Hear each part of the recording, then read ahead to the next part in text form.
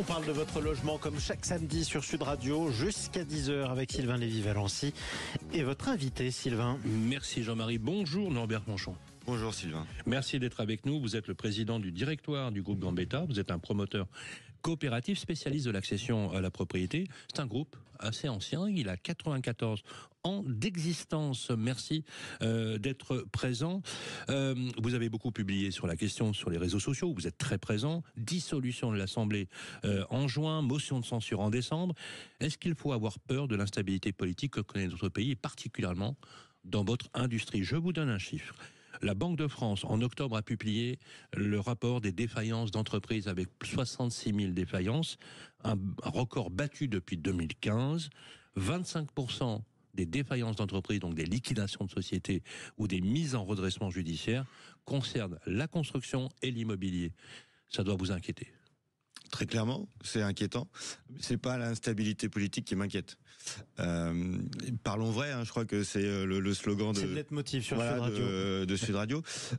Enfin, on avait deux bons ministres du logement, parce que ce que proposait Guillaume Kasbarian sur le logement intermédiaire, c'était bien. Ce que proposait Valérie Vélétard sur le logement, c'était mieux.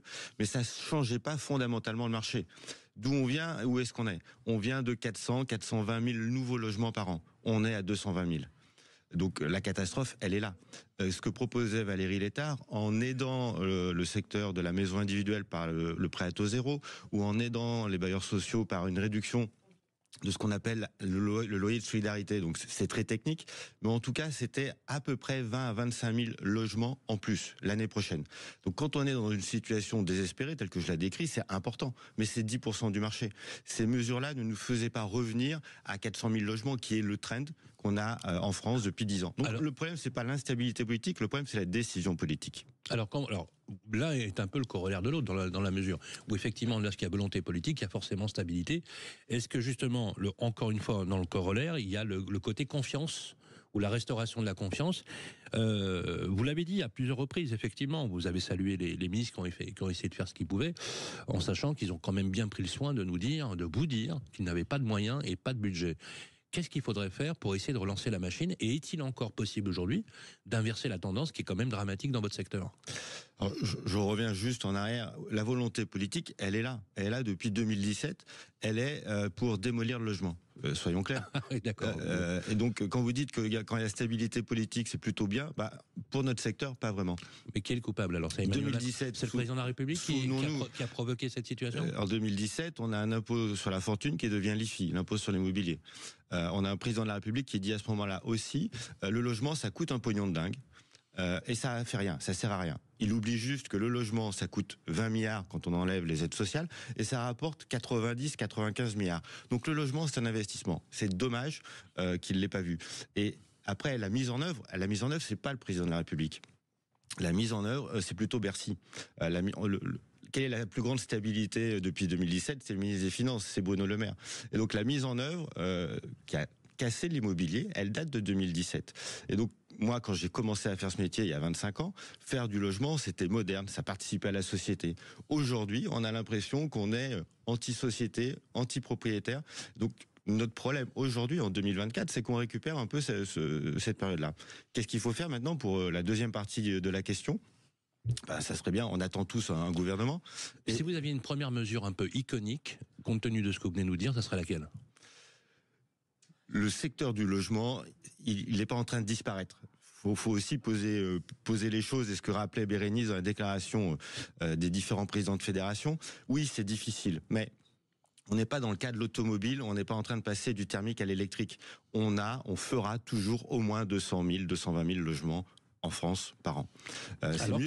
Alors qu'il en faut 400 ou 500. Mais bien sûr. Voilà. Mais okay. Ça, ok, on est d'accord. Oui, non, parce que dans ce que vous dites, il faut quand même parler aux Français. On n'est pas en train de disparaître, c'est ça qui m'intéresse. Non, mais il faut parler aux Français, à ceux qui nous écoutent, qui peinent à se loger, oui, qui galèrent comme c'est pas possible et qui s'éloignent de plus en plus de l'emploi. Oui. Donc il faut réellement, au-delà de la défense de vos intérêts corporatifs, on peut le comprendre, mais c'est aussi le logement des Français dont il s'agit. Mais Sylvain, l'irresponsabilité de certains, pour la nommer, parce qu'en plus quand on lit tous les éditoriaux, c'est ce qu'on parle. L'irresponsabilité des députés jeudi, elle doit être remplacée par la responsabilité des autres.